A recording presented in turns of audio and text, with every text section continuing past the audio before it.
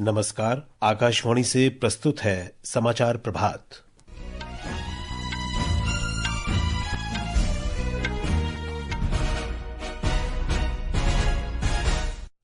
Donald Trump ने दूसरी बार America के राष्ट्रपति का पदभार संभाला। उन्होंने कहा, अमेरिका का स्वर्णिम युग शुरू। प्रधानमंत्री नरेंद्र मोदी सहित वैश्विक नेताओं ने राष्ट्रपति ट्रंप को दी बधाई। इस वर्ष गणतंत्र दिवस परेड में भारत की सांस्कृतिक विविधता और सैन्य शक्ति का प्रदर्शन किया जाएगा। संविधान लागू होने के 75 वर्ष और जन भागीदारी पर होगा विशेष ध्यान।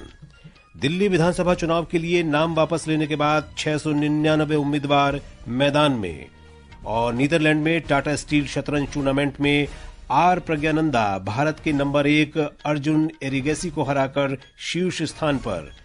डी गुकेश को ड्रॉ पर संतोष करना पड़ा। समाचार प्रभात के साथ मैं विशाल शर्मा। डोनाल्ड ट्रंप ने दूसरी बार अमेरिका के राष्ट्रपति के रूप में कार्यभार संभाल लिया है। वॉशिंगटन डीसी के कैपिटॉल रोटुंडा में अमेरिका के मुख्य न्यायाधीश जॉन रॉबर्ट्स ने उन्हें कल रात पद और गोपनीयता की शपथ दिलाई। इस दौरान उपराष्ट्रपति पद के लिए जेडी वेंस को न्यायमूर्ति ब्रेट केवनॉ ने शपथ दिलाई।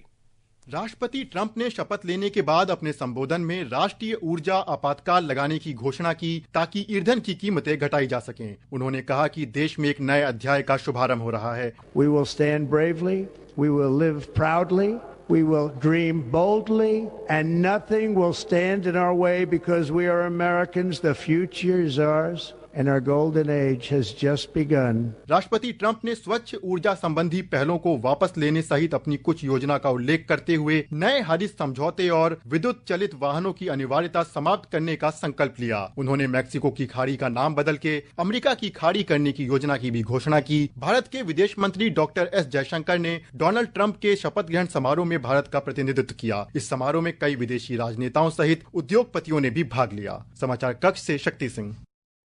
प्रधानमंत्री नरेंद्र मोदी सहित विश्व के कई नेताओं ने अमेरिका के राष्ट्रपति डोनाल्ड ट्रंप को दूसरे कार्यकाल के लिए पदभार संभालने पर बधाई दी है। एक रिपोर्ट।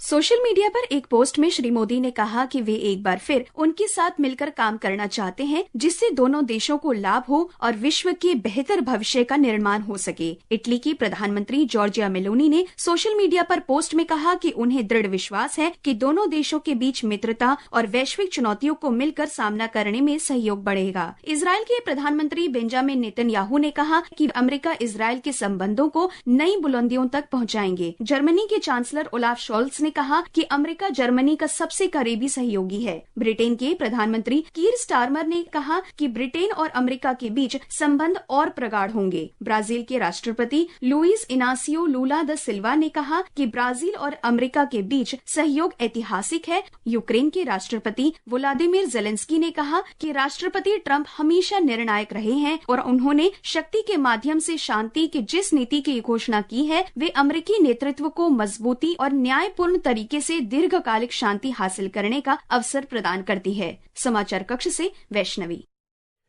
इस वर्ष गणतंत्र दिवस परेड में भारत की सांस्कृतिक विविधता और सैन्य शक्ति का शानदार प्रदर्शन होगा।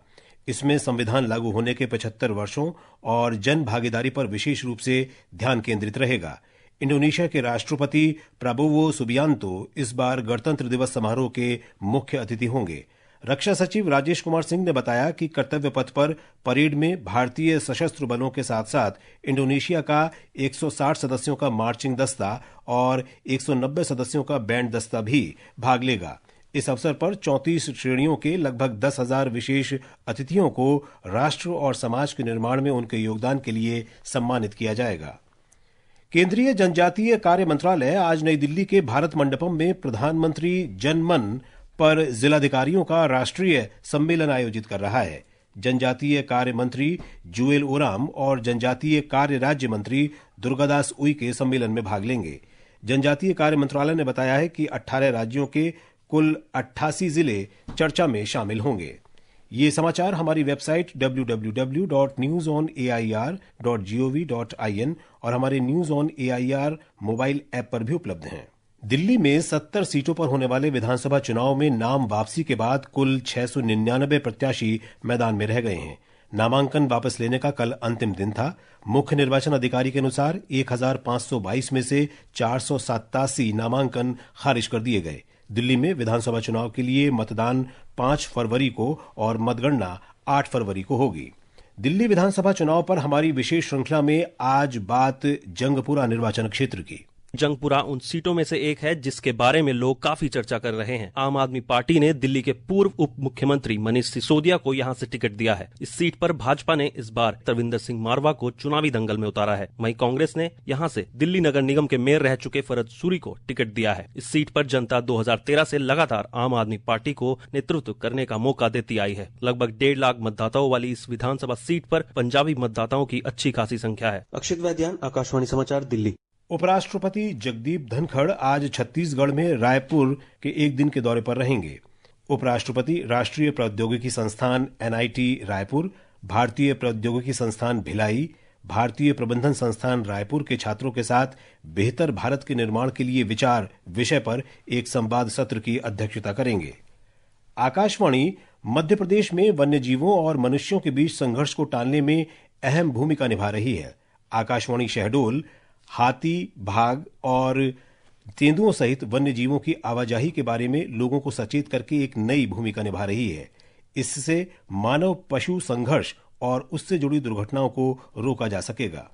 आकाशवाणी शहडोल ने शहडोल, उमरिया और अनूपपुर जिलों के ग्रामीणों को न केवल हाथी, बाघ और तेंदुए के आने के बारे में सचेत करना और शिक्षित करना शुरू कर दिया है। आकाशवाणी शहडोल के कार्यक्रम प्रमुख अविनाश दिवाकर ने बताया कि इस तरह के अलर्ट और ऑडियो क्लिप को लोकप्रिय कार्यक्रमों, खासकर संगीत और किसानों से जुड़े कार्यक्रमों के साथ प्रसारित किया जा रहा है। वन विभाग की सूचना और निर्देशों का प्रसारण तो लगातार किया ही जा रहा है। वन्य प्राणियों से टकराव की स्थिति में क्या करें और क्या नहीं, जनहित के रूप में प्रसारित की जा रही है। मुख्य वन संरक्षक शहडोल अजय पांडे ने बताया, लेकिन जमीनी स्तर पर इसके नतीजे सामने आने लगे हैं। ये ग्रामीण जो है वो नियमित रूप से रेडियो सुनता है और उसको ये जानकारी होती है कि अब कहीं पे भी हाथी का मूवमेंट है या दूसरे भी जानवर हो, उससे वो सचेत रहता है। मध्य प्रदेश में आकाशवाणी स्टेशनों के इन नवाचारों ने आम लोगों की बेहतरी के लिए आकाशवाणी की भूमिका को नए सिरे से रेखांकित किया है। शहडोल से अरविंद पांडे के साथ संजीव शर्मा, आकाशवाणी समाचार, भोपाल। और अब खबरें महाकुंभ से।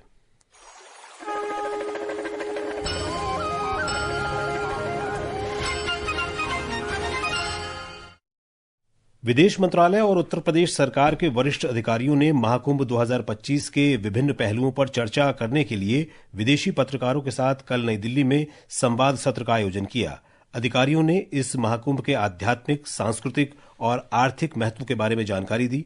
हमारे संवाददाता ने बताया है कि ब्राजील के रियो कार्निवल में 70 लाख, हज यात्रा में 25 लाख और जर्मनी के अक्टूबर फेस्ट में लगभग 72 लाख लोग पहुंचते हैं, लेकिन महाकुंभ 2025 में इससे अधिक लोगों की पहुंचने की आशा है।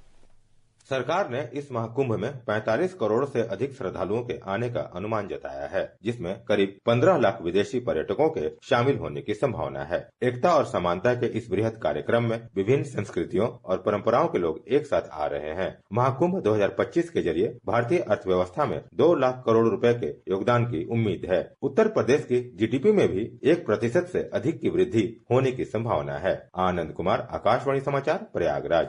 मौसम विभाग ने आज पश्चिमी हिमालय क्षेत्र में छिटपुट वर्षा और बर्फबारी का अनुमान व्यक्त किया है। अगले 2 से 3 दिनों के दौरान पंजाब, हरियाणा, चंडीगढ़, दिल्ली, राजस्थान और पश्चिमी उत्तर प्रदेश में गरज के साथ वर्षा की संभावना है।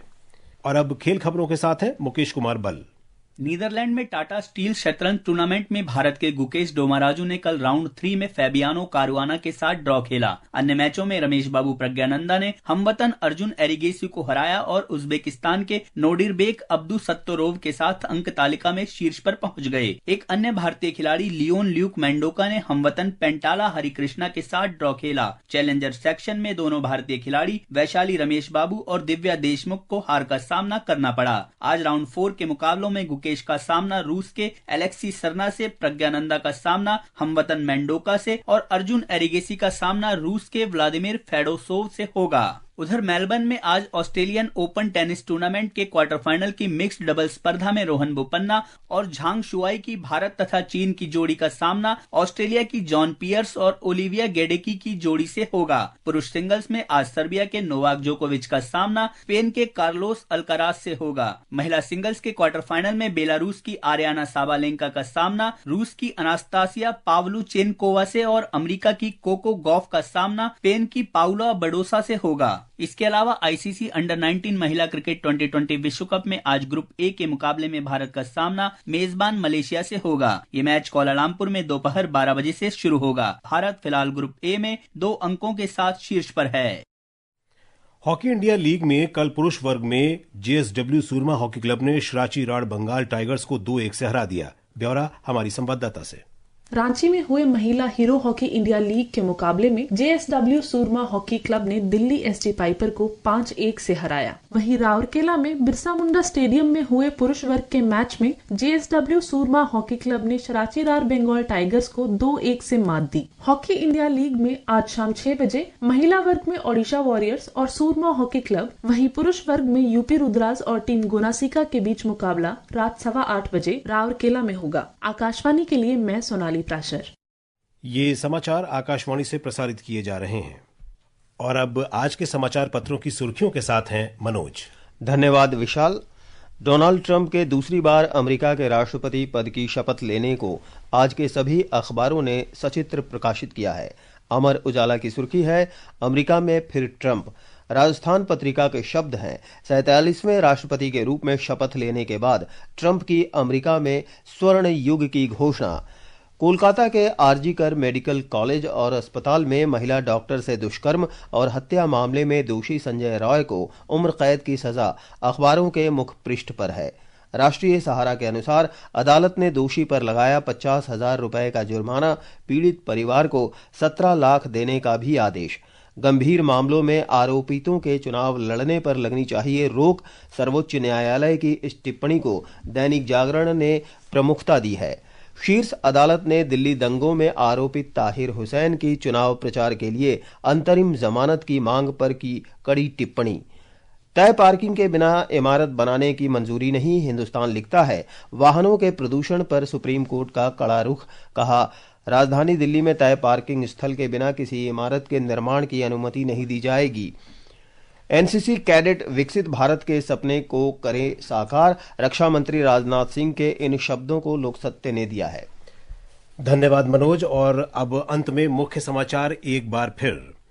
डोनाल्ड ट्रंप ने दूसरी बार अमेरिका के राष्ट्रपति का पदभार संभाला। उन्होंने कहा, अमेरिका का स्वर्णिम युग शुरू। प्रधानमंत्री नरेंद्र मोदी सहित वैश्विक नेताओं ने राष्ट्रपति ट्रंप को दी बधाई। इस वर्ष गणतंत्र दिवस परेड में भारत की सांस्कृतिक विविधता और सैन्य शक्ति का प्रदर्शन किया जाएगा। दिल्ली विधानसभा चुनाव के लिए नाम वापस लेने के बाद 699 उम्मीदवार मैदान में। और नीदरलैंड में टाटा स्टील शतरंज टूर्नामेंट में आर प्रज्ञानंदा भारत के नंबर 1 अर्जुन एरिगेसी को हराकर शीर्ष स्थान पर। इसके साथ ही समाचार प्रभात का ये अंक समाप्त हुआ। नमस्कार।